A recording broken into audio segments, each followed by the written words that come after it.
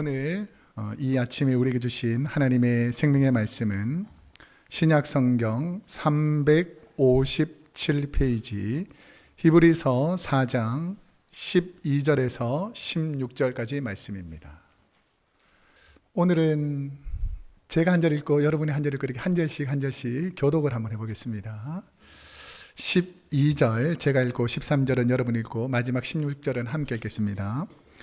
하나님의 말씀은 살아있고 활력이 있어 좌우의 날선 어떤 검보다도 예리하여 혼과 영과 및 관절과 골수를 찔러 쪼개기까지 하며 또 마음의 생각과 뜻을 판단하나니 지으신 것이 하나도 그 앞에 나타나지 않음이 없고 우리의 결산을 받으실 이의 눈앞에 만물이 벌거벗은 것 같이 드러나느니라. 그러므로 우리에게 큰 대제사장이 계시니 승천하신 이 곧 하나님의 아들 예수시라. 우리가 믿는 도리를 굳게 잡을지어다. 우리에게 있는 대제사장은 우리의 연약함을 동정하지 못하실 리가 아니요 모든 일에 우리와 똑같이 시험을 받으신 이로되 죄는 없으시니라. 그러므로 우리는 긍휼하심을 받고 때를 따라 돕는 은혜를 얻기 위하여 은혜의 보좌 앞에 담대히 나아갈 것이니라. 아멘. 오늘은 히브리서 4장 12절에서 16절까지 말씀을 중심으로 은혜의 보좌로 나아갈 때라는 제목으로 하나님 말씀을 선포하도록 하겠습니다. 이 땅에 흠이 없고 완벽한 사람이 있을까요? 예. 완벽하고 흠이 없는 사람을 찾으려고 노력해봤자 이 땅에 흠이 없는 사람은 없습니다. 다 부족하고 연약한 면들이 있습니다. 옆 사람에게는 흠이 있을까요? 없을까요? 예. 이게 드러나느냐 드러나지 않느냐 이 정도 차이지 많이 드러난 사람은 흠이 많은 것처럼 보이는 거고 좀 꼭꼭 숨겨놓은 사람들은 좀 흠이 적어 보이는 것뿐이지 다 흠이 있죠. 자, 그러면 여러분은 흠이 있습니까? 없습니까? 예, 알리지는 마세요. 우리 모두에게는 흠이 있습니다. 그러면 부족한 이 목회자에게는 흠이 있을까요? 없을까요? 예, 더 많다. 예. 팍팍 찔리네요. 예. 막 숨기려고 가리려고 해도 저도 흠이 많다는 걸 느끼게 됩니다. 이 땅에 살면서 신앙생활 하면서 아유 흠이 없지라고 생각하는 그 자체가 모순이라는 거죠. 우리는 다 흠이 많고 허물이 많기 때문에 하나님 은혜의 보좌에 나와서 이 말씀으로 치유받고 회복받기 위해서 주의 제단에 나온 것입니다. 자, 그러면 우리 교회에는 흠이 있을까요? 없을까요? 잘 모르세요?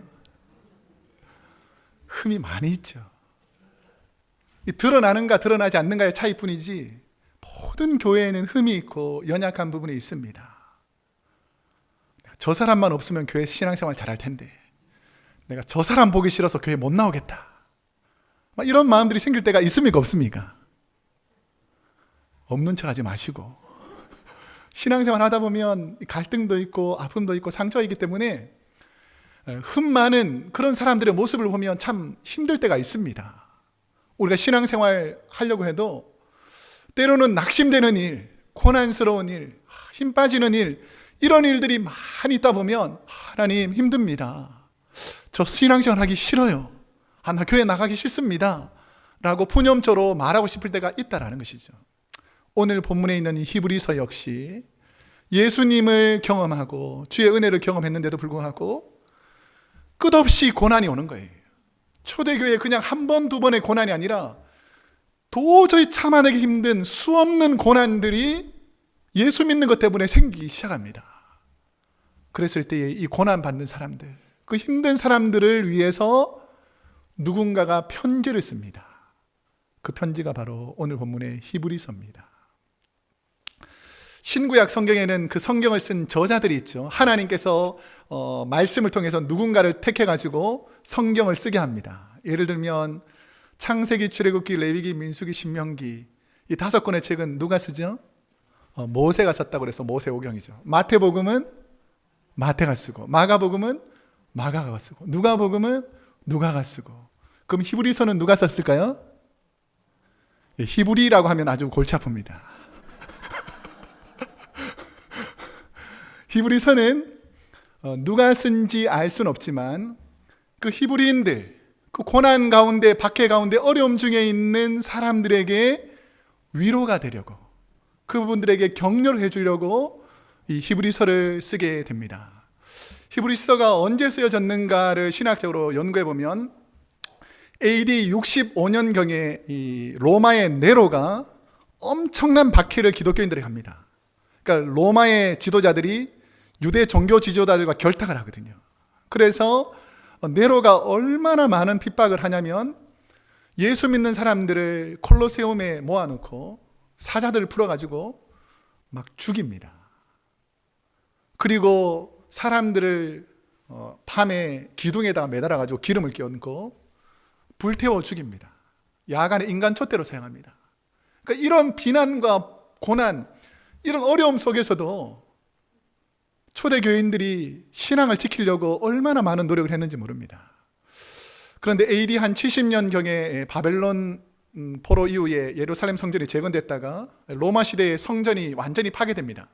그런데 히브리서에 보면 네로 황제의 핍박과 박해가 있었던 사건은 나오지만 이 성전 파괴 사건이 나오지 않는 걸로 봐서 AD 한 60년대 후반쯤에 이 성경이 기록되었다는 것을 알 수 있습니다.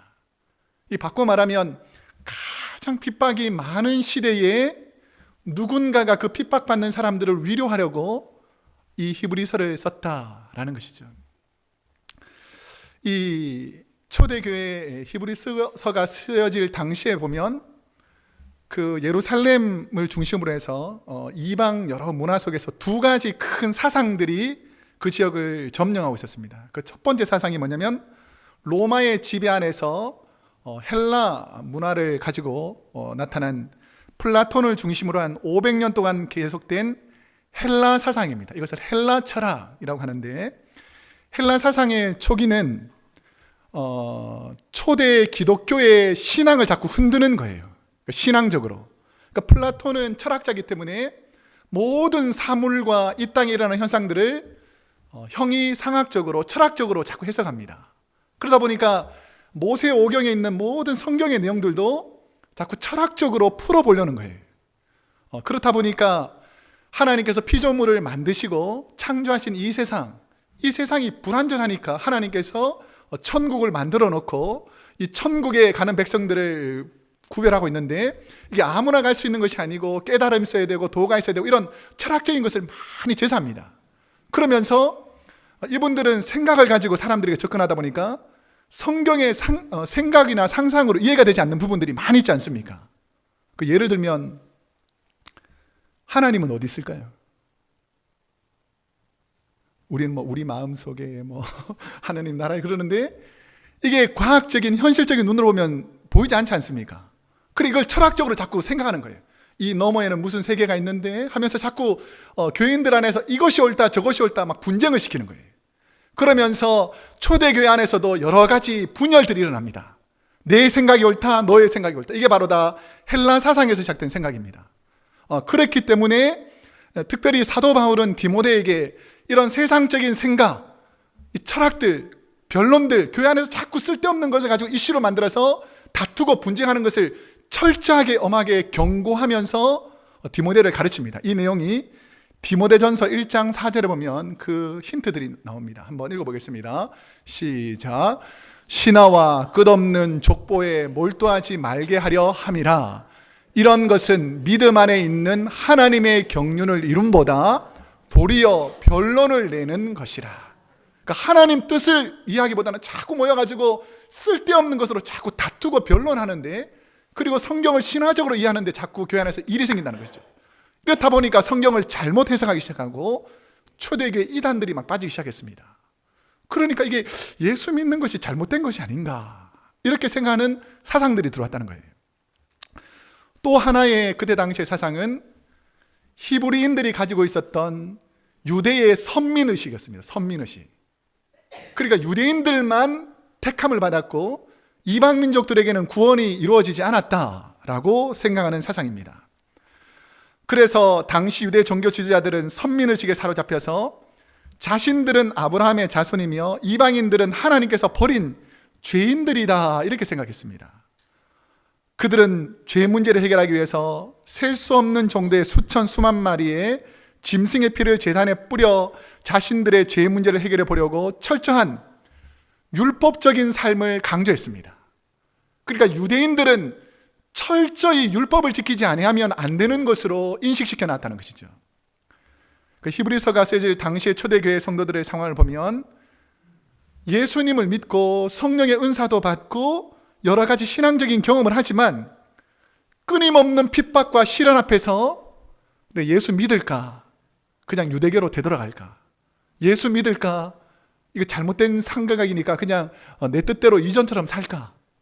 그러니까 신앙생활을 시작했던 사람들에게 갈등이 일어나던 시기에, 그러니까 육체적으로도 콜로세움에서 내가 끌려가서 죽게 되는데, 아니면 내가 오늘 예수 믿는 것 때문에 핍박을 받는데, 내가 가족에서 쫓겨나는데, 이런 여러 가지 고난 속에서 내가 신앙도 경험하고 사도들의 말씀도 듣지만 이렇게 고난 받느니 다시 과거로 되돌아갈까? 이런 생각들이 한참 일어날 때에 하나님께서 이 연약한 분들의 마음을 아시고 누군가 알 수 없지만 한 사랑하는 사람을 통해서 그 고통받는 초대 히브리 기독교인들을 향해서 쓴 편지가 바로 오늘 본문 히브리서입니다.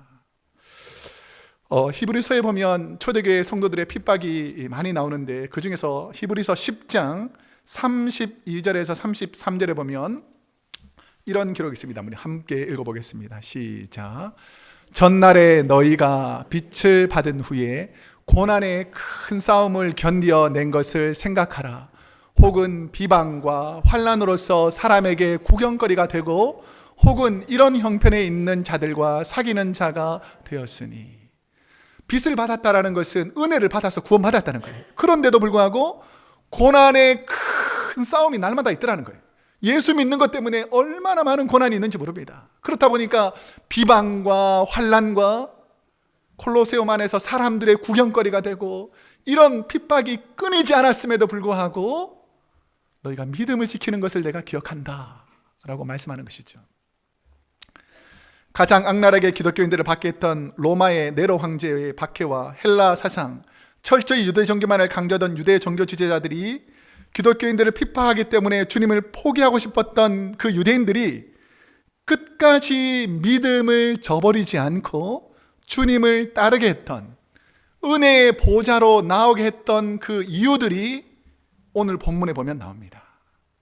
이런 고난 가운데서도 초대교회 성도님들이 붙잡은 것이 있습니다. 이것이 바로 오늘 본문 12절 말씀입니다. 우리 한번 함께 읽어보겠습니다. 시작.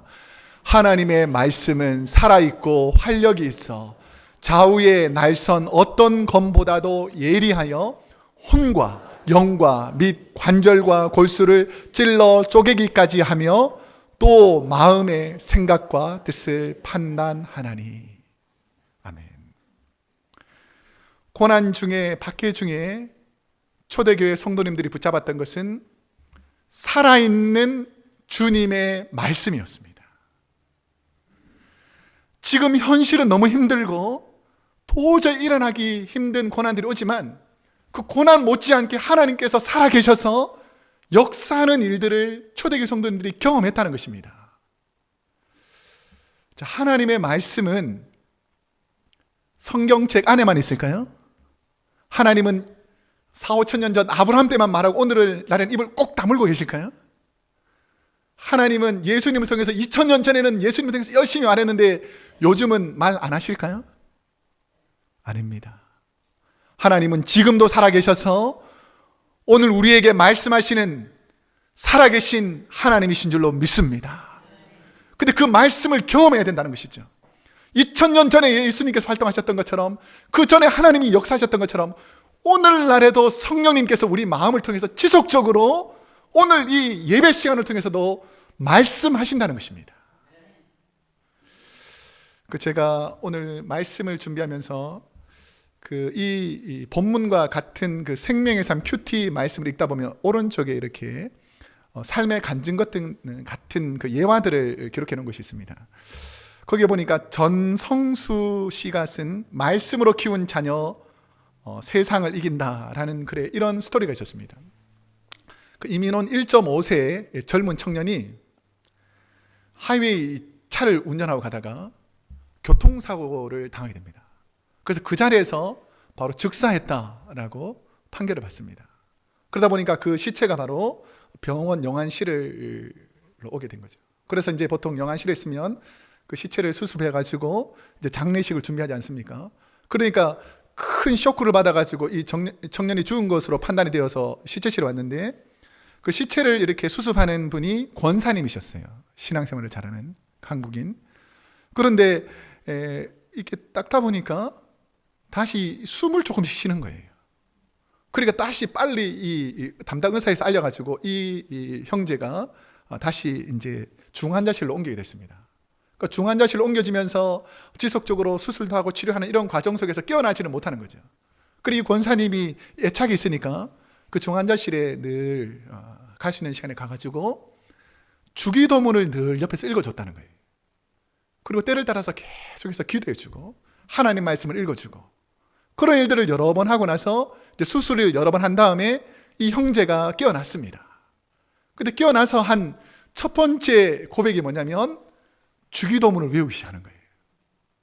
그 다음에 예수님을 한 번도 모르고 교회 다닌 적이 없는 청년인데 하나님을, 예수님을 나의 구주로 믿고 하나님 뜻대로 살기로 다짐합니다. 이 기적들을 가족들이 보니까 예수 안 믿는 아이가 어떻게 이렇게 일어날 수 있느냐? 놀랍게 기적이라고 생각할 거 아닙니까? 그러니까 하나님, 살아계신 하나님이 나에게 찾아오셔서 나를 구원해 주셨다라는 확실히 살아계신 하나님을 만난 것입니다. 그러니까 그 신앙이 흔들리지 않고 믿음을 지켰다라는 글이 있더라고요.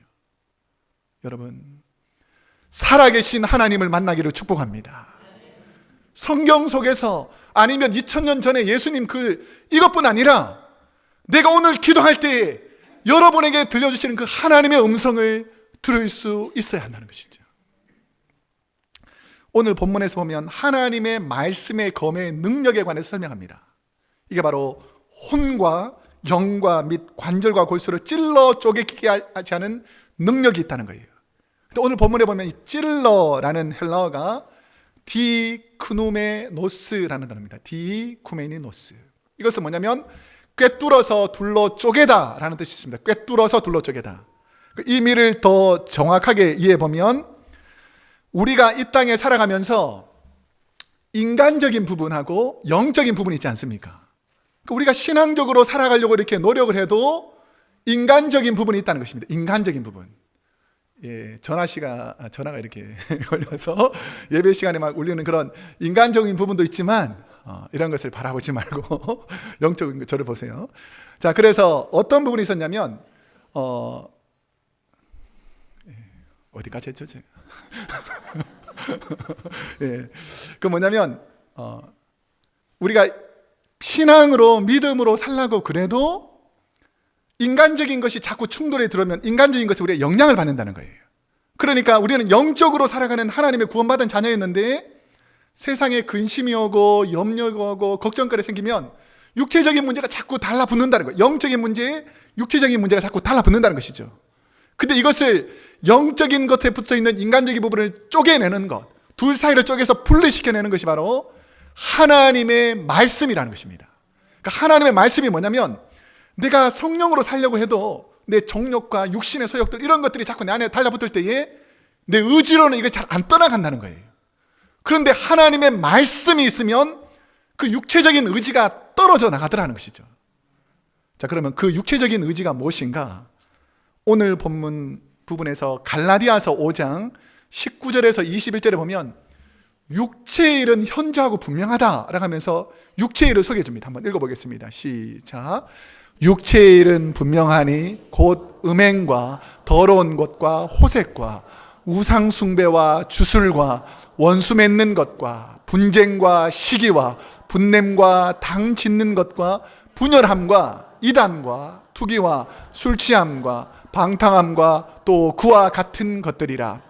전에 너희에게 경계한 것 같이 경계하노니 이런 일을 하는 자들은 하나님의 나라를 유업으로 받지 못할 것이요.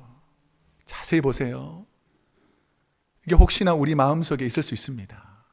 음행, 호색, 우상숭배, 원수 맺는 것, 분쟁하는 것, 시기하는 것, 분내는 것, 당 짓는 것, 분열하는 것, 이단에 빠지는 것, 술 취하는 것, 이런 모든 것들이 우리 몸에 딱 달라붙으려고 할 때에 무엇으로 몰아내야 된다는 거예요? 하나님 말씀으로 쪼개어서 몰아내야 된다는 것입니다. 여러분 마음속에 미움과 시기와 다툼과 분쟁이 생기려고 할 때 방치하지 말고 하나님의 말씀으로 몰아내라는 것입니다. 예수의 이름으로 하나님의 말씀으로 몰아내기를 축복합니다. 영적으로 살려고 하는 저와 여러분이 육적으로 만드는 이런 것들을 멀리하기 위해서 능력 있는 살아있는 하나님의 말씀을 의지해야 되는데, 중세 교회 신학의 거장이었던 교부 어거스틴은 성도들에게 하나님의 말씀을 붙잡아서 읽으라, 톨레레게라는 단어입니다. 톨레레게, 말씀을 붙잡고 읽어라. 너희가 진짜로 하나님의 자녀답게 바르게 살려면 성경을 읽지 않고 신앙생활을 한다는 것은 기초가 쌓지 않고 모래 위에 집을 짓는 것과 같다라고 하면서, 바른 신앙생활을 하려면 톨레레게, 하나님 말씀을 붙잡고 읽으라는 거예요. 여러분 시험 들까요 안 들까요? 여러분 삶을 살다 보면 여러분이 고난 받을까요 안 받을까요? 다시 가르쳐 드릴게요. 반드시 고난이 옵니다. 반드시 시험 들 일이 생깁니다. 반드시 내 안에 어려움이 닥칩니다. 그것을 어떻게 이겨낼까요? 톨레레게, 말씀을 붙잡으라는 거예요. 말씀을 붙잡으면 어려움이 떠나갈 줄로 믿습니다. 그렇기 때문에 말씀을 붙잡으라, 이 말은 뭐냐면, 너희가 집을 지을 때에 모래 위에 짓는 집하고 반석 위에 짓는 집의 차이가 뭡니까? 평상시에는 모래 위에 세우나 반석 위에 세우나 그냥 잘 아무 문제 없이 그냥 서 있는 것 같아요. 근데 언제 문제가 생깁니까? 시험이 닥치고 고난이 오고 비바람이 불고 창수가 일게 되면 반석 위에 세운 집은 흔들리지 않습니다. 이게 바로 말씀의 반석이에요. 그런데 내 교만, 내 자랑, 시기, 분쟁, 세상의 것으로 세워놓은 집은 바람만 불면, 시험만 들면 다 넘어진다는 거예요. 여러분, 말씀으로 악한 것을 몰아내기를 축복합니다. 초대의 그 많은 고난 속에서도 그들이 신앙을 지킬 수 있었던 것은 하나님 말씀을 붙잡았다라는 것이죠. 초대교회 성도들이 다시 은혜의 보좌로 나아갈 수 있었던 이유를 또 하나 설명하는 것이 바로 오늘 본문 15절 말씀입니다. 한번 함께 읽어보겠습니다. 시작. 우리에게 있는 대제사장은 우리의 연약함을 동정하지 못하실 리가 아니요 모든 일에 우리와 똑같이 시험을 받으신 이로되 죄는 없으시니라. 아멘.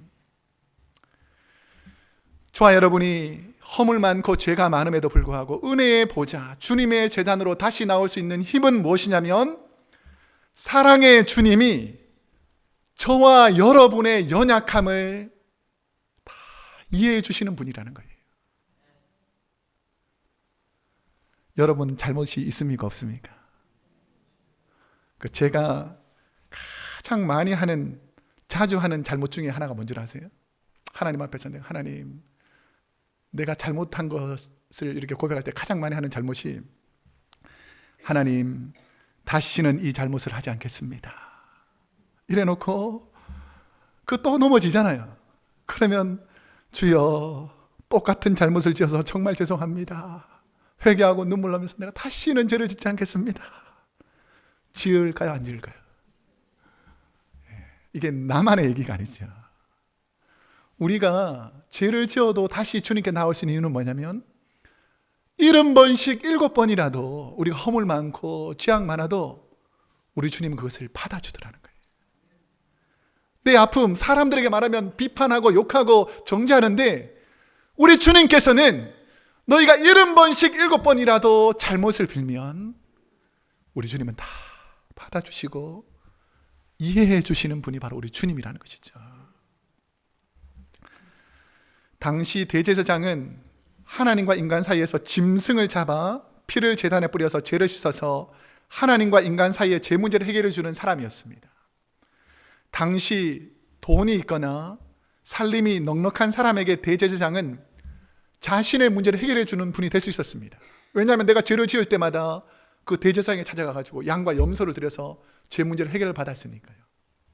그런데 가난하고 병들고 소외된 사람들, 그때 당시에 전쟁 때문에 남편을 잃은 과부들, 부모님을 잃은 고아들, 이들은 아무리 노력해도 대제사장을 만나서 자신의 죄 문제를 해결할 수 있는 능력이 없었습니다. 왜냐하면 나는 소 한 마리, 염소 한 마리, 비둘기 한 마리 살 돈도 없는, 오늘 어떻게 살아갈지 늘 염려하는 그런 사람이었기 때문입니다.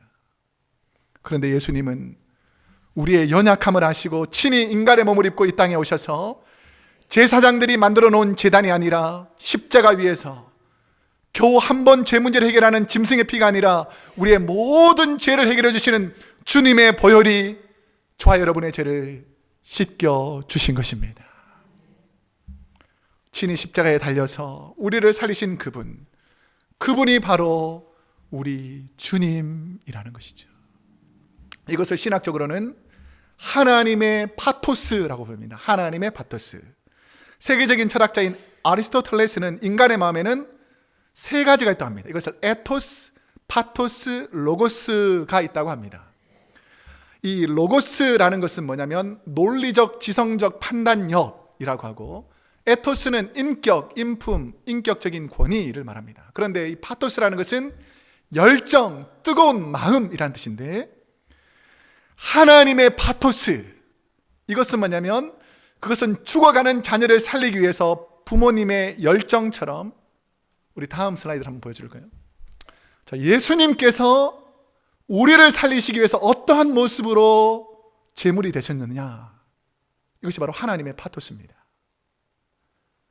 가시관을 쓰시고 채찍을 맞으시고 조롱을 당하시고 침뱉음을 당하시고 뺨을 맞고 십자가를 끌고 골고다까지 올라갑니다. 골고다에 올라가니까 온몸을 벗기고 십자가로 사람을 메어 달고 손과 발에 못을 박고 주님을 골고다 언덕에 세웁니다. 많은 조롱으로 주님을 욕하고 비난합니다. 그리고 옆구리에 창을 찌르기 시작합니다. 조롱합니다. 죽였습니다. 이런 고난을 당하셨는데 왜 그랬는가? 하나님의 파토스, 저와 여러분을 살리고자 우리 주님이 그 고난을 담당하셨다는 것이죠. 여러분, 그 은혜를 잊어버리지 않기를 축복합니다.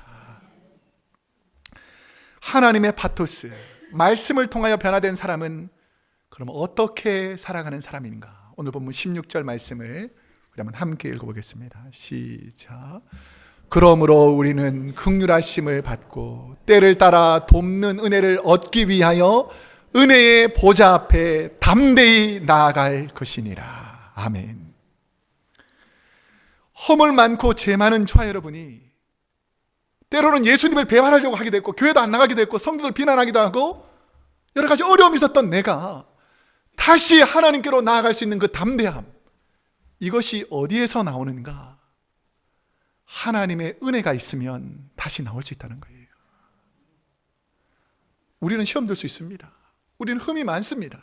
나도 실수할 수 있고 넘어질 수 있습니다. 그것이 끝이 아니라는 거예요. 그 잘못을, 그 죄악을 가지고 있는 우리에게 주님께서 오셔서 괜찮다, 다시 나와라, 내가 너랑 같이 얘기하고 싶다, 내 은혜의 보좌 앞에 나와라, 내가 너를 회복시키겠다 라는 말씀을 성도들이 깨닫습니다. 이 때를 따라 돕는 은혜에서 때를 따라라는 헬라는 유카이론이라는 단어인데, 이 좋은, 옳은이라는 뜻을 유하고 시기를 뜻하는 카이로스가 합쳐서 유카이론이라는 뜻은 가장 좋은 시기 혹은 시간이라는 뜻이 있습니다. 하나님은 모든 문제의 가장 적절한 시기에 여러분에게 찾아오시는 분입니다.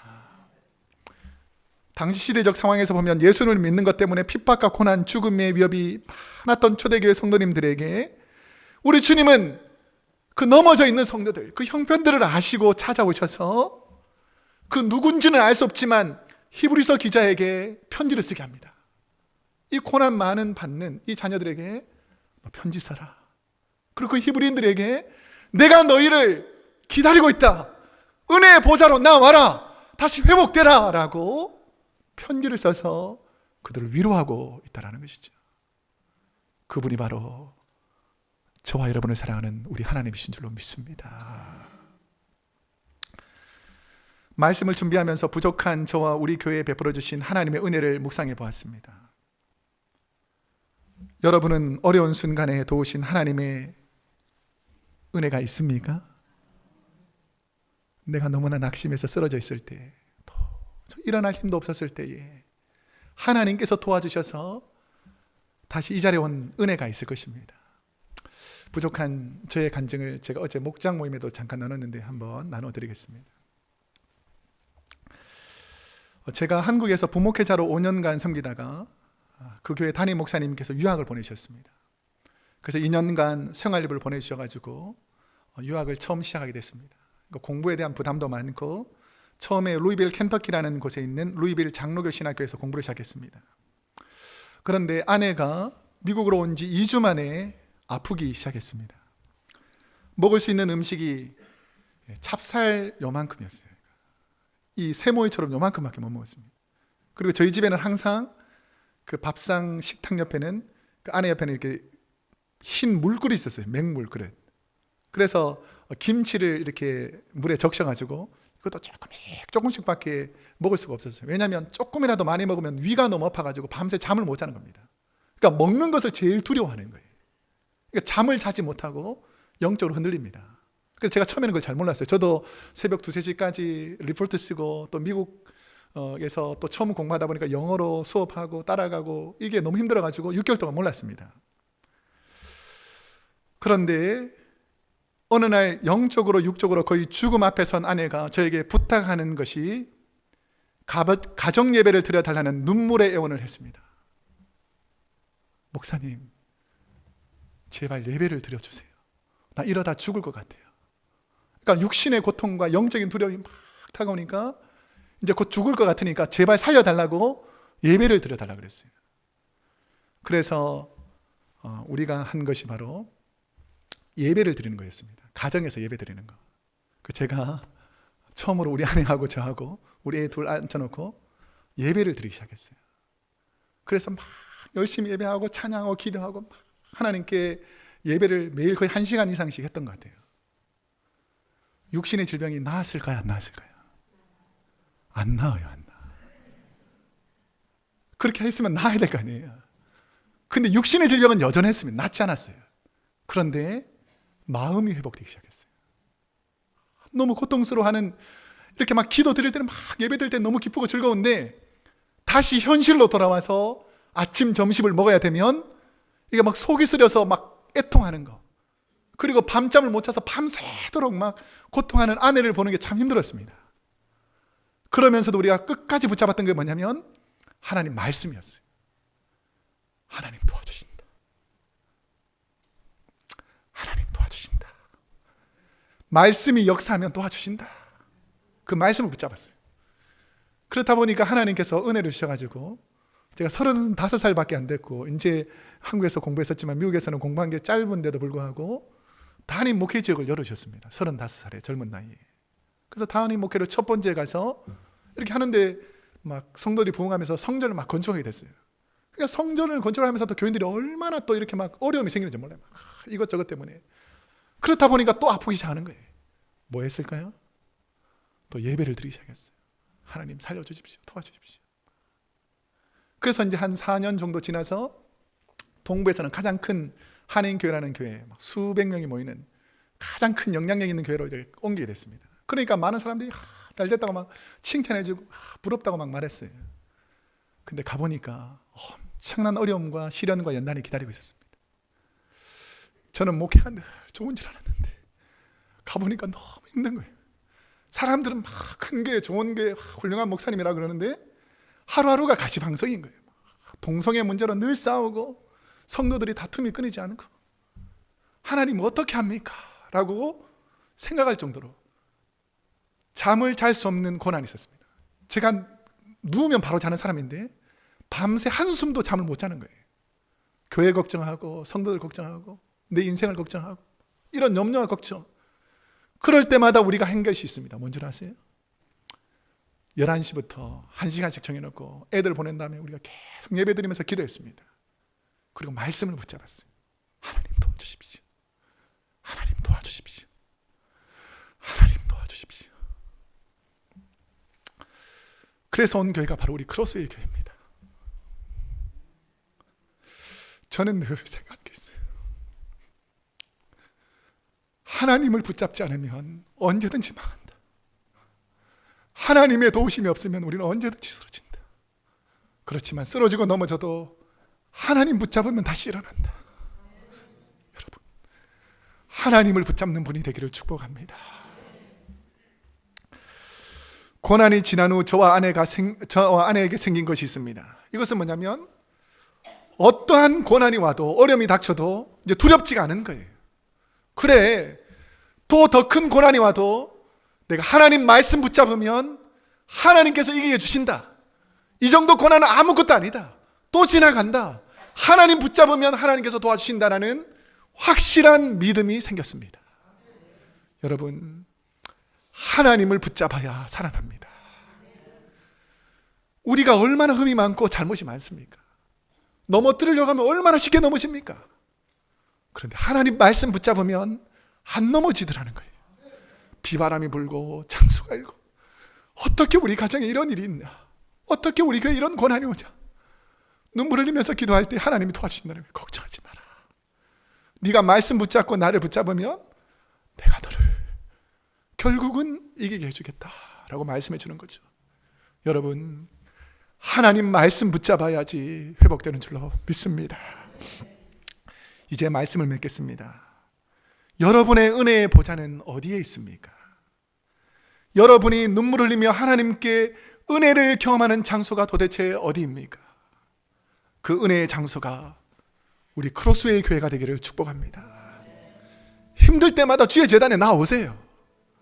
세상 사람들하고 풀리지 않는 문제를 가지고 해결하려고 하지 말고 주님 전에 나와서 무릎 꿇으세요. 하나님이 도와주실 것입니다. 여러분의 가정의 처소에 기도의 처소를 만드세요.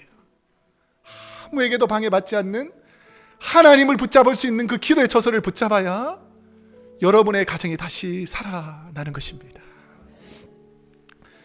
여러분이 회개의 눈물을 흘리는 그곳, 여러분이 하나님께 감사의 감격의 눈물을 흘리는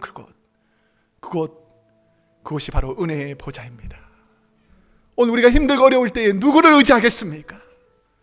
은혜의 보좌, 하나님의 말씀과 능력이 있는 이 제단에서 하나님의 은혜를 경험해서 저와 여러분의 남은 생애가 그래, 나는 주님 따라 은혜의 보좌 앞에 나아갔다 라는 그 고백들이 오늘 저와 여러분에게 있기를 축복합니다. 기도하겠습니다.